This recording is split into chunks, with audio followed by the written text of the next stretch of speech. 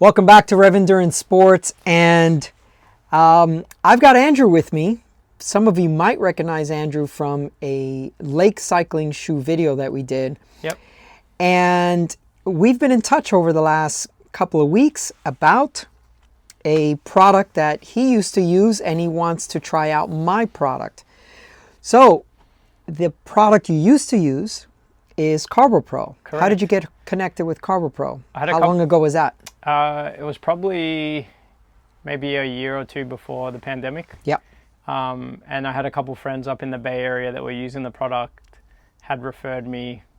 They gave me like samples to try. Yeah. I tried it, really loved it, and then I was using it from then on out, mixing it with other stuff, obviously, for flavor. Yeah, tell me what you loved about it. The fact that it didn't give me any GI issues, no stomach issues, mixed really easily. No flavor, obviously, no like weird taste. And usually if I mixed it with something like a Nun tablet or something like that, or even like Scratch, for example, just for subtle flavor, it was perfect. How many scoops would you put per bottle, and what size bottle did you use? I think it depends on what event or activity I was doing. Sure. But typically I'd say that if I was doing a longer, say I was doing an Ironman 70.3 race, I usually aim to take in anywhere from like 250 to 300 calories an hour. So for that type of thing, in terms of just like shoveling it in there and getting like what I needed for a 2.5 hour ride to 45 minute ride, it was perfect. Because you're able to kind of digest it. It maintains that consistency and it doesn't kind of thicken up like a lot of these other products. I don't want to throw out any names. But No. Yeah, we don't need to besmirch other products, but Right. we need to elevate what is good about CarboPro and then what you're expecting out of my formula. Yeah, so essentially they're the things that I really liked about the product. And then during the pandemic, the product became kind of hard to find, and I did get some of the product that had kind of a unique smell, if you will. That's a very polite way to say it. Yeah. I say it had an off-putting Yeah. smell. It was not appetizing, let's just say that. Right. And then spoke to some other people who ran into the same issue. So then after that, kind of didn't bother with it anymore. I just figured that was it. And you basically reach out to CarboPro to kind of troubleshoot and wouldn't receive any feedback. Yeah, that's what I was going to ask you. If you I tried to call them. I didn't call them, I tried emailing. Okay. Yeah. I tried calling and I would get that really fast busy tone. And like this is 2021, 2022. Right. How do you get a busy tone these days? Everything is electronic and it's a voicemail and it's whatever. So emails, never got a response. Never got a response. Yeah. I think I sent like 2 emails, didn't get a response. And then at that time, I just figured, like with so many other people having issues, like other companies in different areas, not just in cycling or triathlon or whatever, that maybe they were having issues with supply during the pandemic, as a lot of other areas were. Supply shortages, Yeah, lids. I mean, I have other products, they couldn't get lids. They can get the container, but they couldn't get the lids. It was just weird. Yeah, so then I kind of just gave up on it and didn't do anything about it. And then a couple of my buddies, we've been chatting like in recent months about CarboPro. Some of them still have like stockpiled supply left over that they're working through almost towards the end of it. And then others have turned to other products. So we just always keep in touch and like chat about like what works, what doesn't work, trialing new things.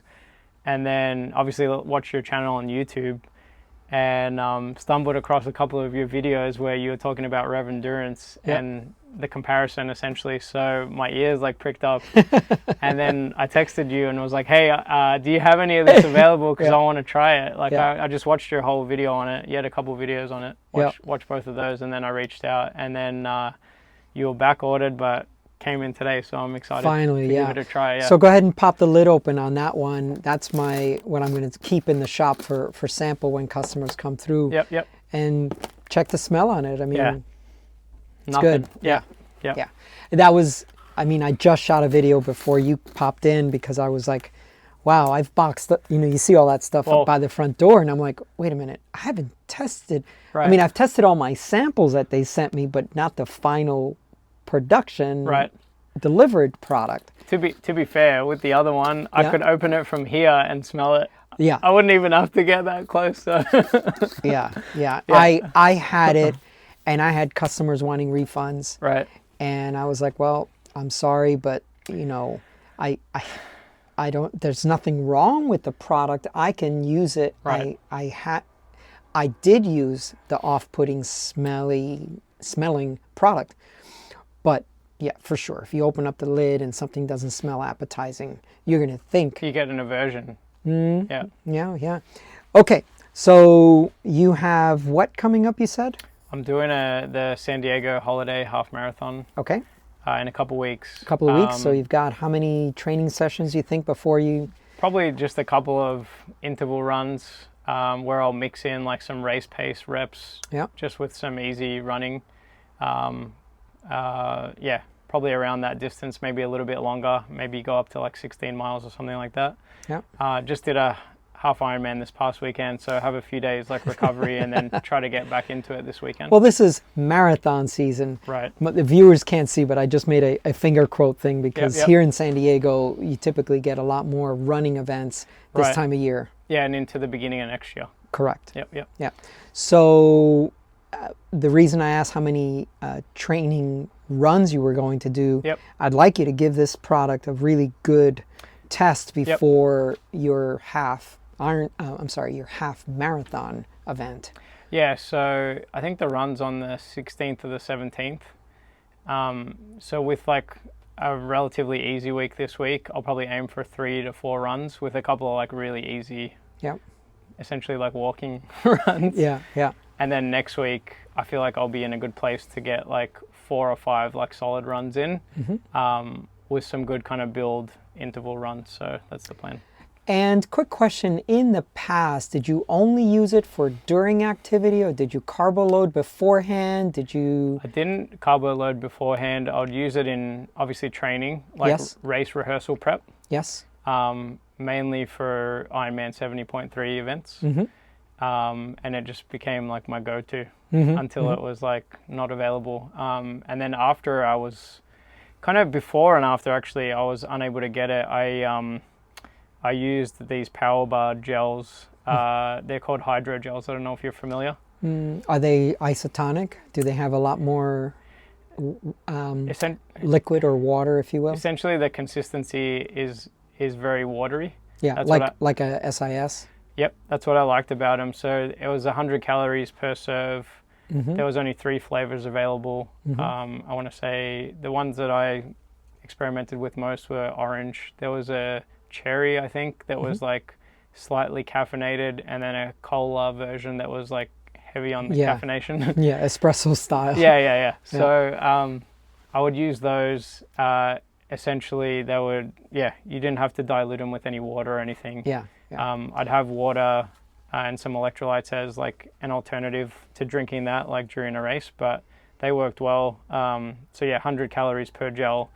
And just like no mixing required, no issue, like viscosity, nothing like that. So, well, I'm also working on an electrolyte formula, so that would be paired with this because this is only carbs, so no protein, no fat, no electrolytes, no BCAAs, nothing. And so, because of that very as I've mentioned many times in my videos, I have 2 firehouses nearby, so there's always sirens in the background. But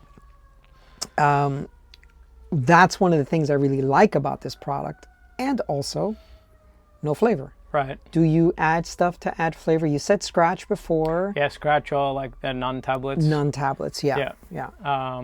And obviously they're really low cal, but you get your electrolytes and some sodium and whatnot. Yeah. And just very subtle flavor. I'm not like, I try to stick with things that have like very subtle flavor, so you can keep drinking them for a long period of time. And usually for races, like I never really do well with solids. So for years I've just been doing liquid only, and it's worked well for me, and I want to kind of continue that if I can. Yeah, I've made the suggestion many times for folks that a liquid-based race nutrition protocol is way better, way easier. One thing I tell people about Crystal Light and those kinds of things, just to put a little drop or two in there, just so they can drink what they're typically drinking. At 2 scoops, or let's say 200 calories, is hardly any flavor. If you get up to 3 to 4 scoops, you get a mild sweet flavor. Yep. I can typically put 600 calories per bottle. Yep. And I tolerate it quite well 6 hours into my ride. So yeah, that'd be ideal. That's the beauty, isn't it? Yeah, it's amazing. It is, especially like I think if you're doing a longer event, like for a marathon, I would love to try it. Mm-hmm. Like test it beforehand, obviously, but to have it for a longer event like that. Yeah. Because to be able to kind of push at the level that you want to push at and maintain like a fast pace, you really need something that's like concentrated like that, calorie content. Have you ever made this into a homemade gel? Have you ever done that? No, never. I have. No. I have. How'd you do that? Well, you start off with a scoop and like a tablespoon or 2 of water, and you just keep kind of mixing and mixing and mixing. Mm-hmm. And once you get it to the right consistency, you add a little more powder, you add a little bit more water, you just keep experimenting with it. And then I've put it into a flask. Yeah, like a hard flask or a soft flask or something Soft like that. flask, better. Yep. I used to get these silicone style flasks, and that's me. Oh, that's you. Okay. Yep. But I mean, that's another way to get a lot of concentrated calories. Uh-huh. And then, like, let's say you're supported. So you've got the flask that you've got, every sip is going to be at least 50 calories, right? 50 to 100 calories per, not sip, like squeeze of it. And then you can always just swing by and grab a Coke. Yep. So, yeah, Yep. I've done that for my 200 milers that are unsupported. I've made just gel flasks. That's a good idea. I'd try that. Of this product. Yeah, it'll work. And then you could sprinkle, let's say, scratch in there just to give it flavor, and something. Yeah. Think about it. You got options. You have options. Yeah. And the electrolyte product I'm making is also no flavor. Okay. Because, I get this question, or even a comment about, I hate the sweet this, or I hate that flavor. And hate is a strong word. You know what I meant. It's hard. Yeah, it's hard to find something that you enjoy the taste of and can tolerate like on a repeat basis, and not 5 or 6 hours into your day. Yeah, it's just hard. Yeah, either just have a weird reaction to it, or just like become so sick of it because you're having it so often, right? Yeah. In training, racing. Yeah. Yeah. So, like, I can relate to that for sure. Good. Well, let's follow up in another week or two, and obviously after your half marathon, if you use it at the half marathon. You've got some friends you mentioned to me that have been looking for this product, so I'd love to take care of them as well. Yep. I have tons of product. I had to commit to a rather large order, but hey, it is what it is. Cool. Thank you, Andrew. I appreciate your time. Oh, no worries. Thank you. And everyone else, thank you for watching. Please like and subscribe. We'll see you up the road.